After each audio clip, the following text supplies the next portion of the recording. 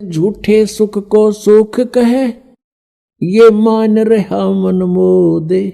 ये सकल तबीना काल का भाई, कुछ मुख में कुछ गोद। झूठे सुख को सुख कहे। झूठा सुख क्या है? पुत्र हो जा, पुत्री होगी, एक कार हो, एक कोठी हो जा, और फिर कोई पोस्ट मिले, या तो कोई अधिकारी ऊंचा बन जाऊं, या फिर कोई एमएलए, एमपी, मंत्री, मुख्यमंत्री, प्रधानमंत्री बनूं, ये आशा रहती है।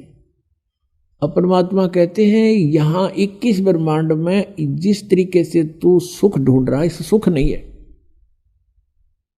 और सुख भी कैसे होगा?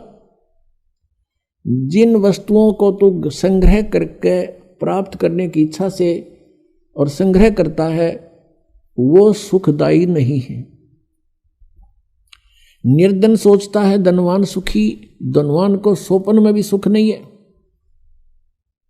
उसका बहुत बड़ा व्यवसाय होता है, पता नहीं कहाँ घाटा हो रहा है, कहीं लाभ हो रहा है।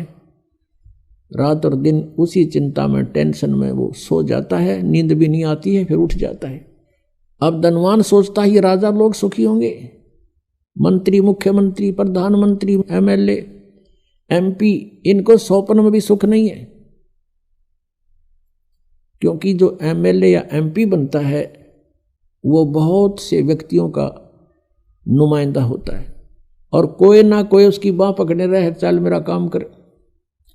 दिन में 100 आदमी जावेंगे तो 100 झूठ बोलनी पड़ेंगी उसने, वो इतना किस किस के काम करा देगा।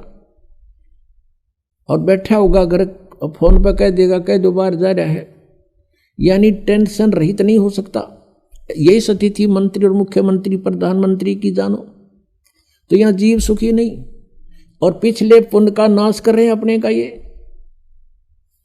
अब परमात्मा कहते हैं अगम निगम को खोज ले, बुद्धि विवेक विचार, उदय अस्त का राज मिले तो बिन नाम बेगारे।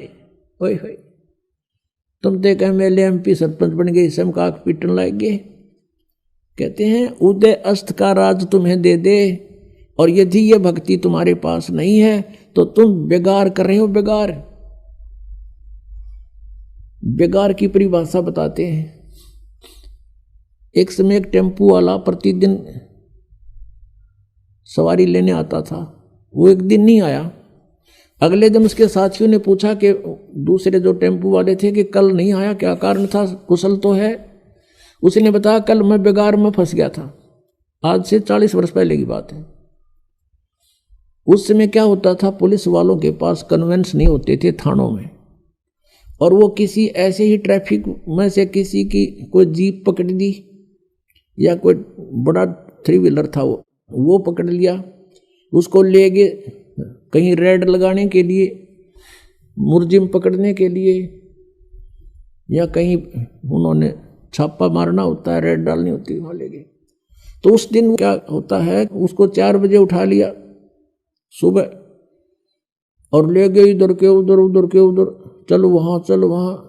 और वो तेल भी अपने पल्ले से डाल रहा है, खाना भी अपने पल्ले से खा रहा है, और 1 मिनट की फुर्सत नहीं, सारा दिन इधर चल उधर चल। रात के 12 बजे छोड़ा तो सुबह बता रहा था कल मैं बेगार में फंस गया, 200 रुपये का नाश हो गया। उस समय 200 रुपये आज के 20,000 रुपये,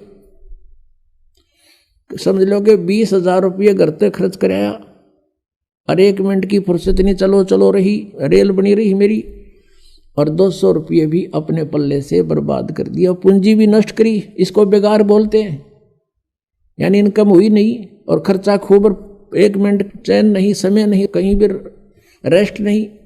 तो ऐसे ये उदय अस्त का राज भी किसी को मिल जाए पूरी पृथ्वी का, वो राजा भी ऐसे बेगार कर रहा है, क्योंकि वो अपनी पिछली पूंजी को बर्बाद कर रहा है, और चैन 1 मिनट की नहीं उसने।